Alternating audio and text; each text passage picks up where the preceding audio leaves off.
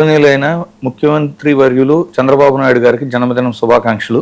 ఆయన ఇంకా ఇలా హెల్దీగా ఇంకా చూడాలని కోరుకుందాం. అయితే అంటే ఈయన ఈ రోజు వచ్చిన నాయకుడు కాదు కదా సార్, దేశవ్యాప్తంగా అందరికీ నోటెడ్ పర్సన్. 4th టైం ఆంధ్రప్రదేశ్కి సీఎంగా చేస్తున్నారు.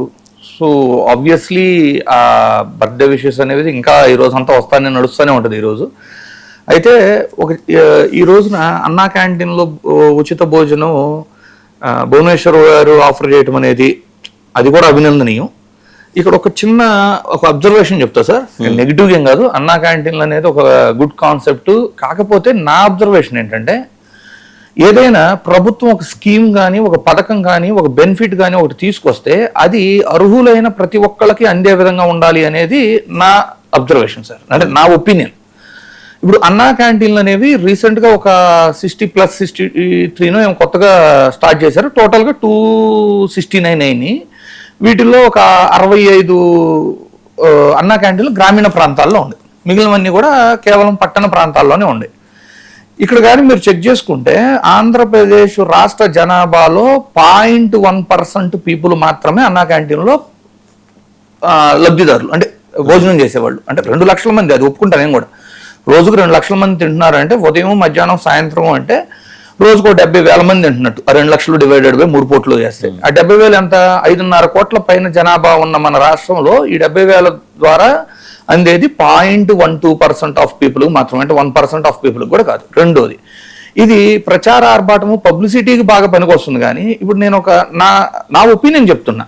ఇప్పుడు సిటీలో ఎవరైనా ఒక రోజు కూలి ఎంత ఉంటుంది, పల్లెటూరులో ఎంత ఉంటుంది? ఉపాధి హామీ పథకంలో వేసవి కాలంలో 25 లక్షల నుంచి 40 లక్షల మంది పనిచేస్తారు ఉపాధి హామీ పథకంలో. వాళ్ళ కూలి ఈ రోజు కూడా 300 రూపాయలు.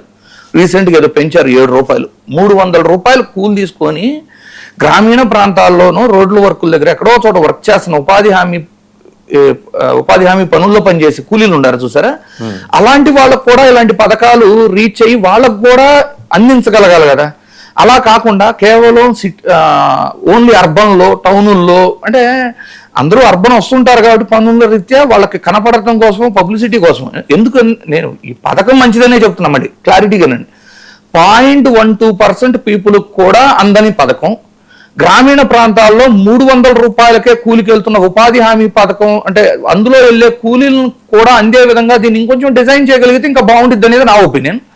668 మండలాలు ఉన్నాయి కదా, కనీసం ఇనిషియల్ గా మండలానికి ఒక అన్నా క్యాంటీను, ఇలా ఇంకొంచెం దీన్ని అగ్రెసివ్ గా ఎక్స్టెండ్ చేస్తే లబ్ధిదారులు అనేవాళ్ళు ఎప్పుడూ కూడా ఒక ప్రాంతం వాళ్ళు, అంటే కేవలం ఒక సెక్షన్ ఆఫ్ పీపుల్ కు మాత్రమే ప్రభుత్వ పథకం అందటం అనేది కాదు. ఇది మంచి పథకం కాబట్టి దీన్ని ఎక్స్టెండ్ చేయండి గ్రామీణ ప్రాంతాలకు. ఇప్పుడు ఎలాగో మొన్న ఒక 60 ఎక్స్టెండ్ చేశారు, అలాగే ఇంకా ఎక్స్టెండ్ చేసి మండలానికి ఒకటి ఇనిషియల్ గా.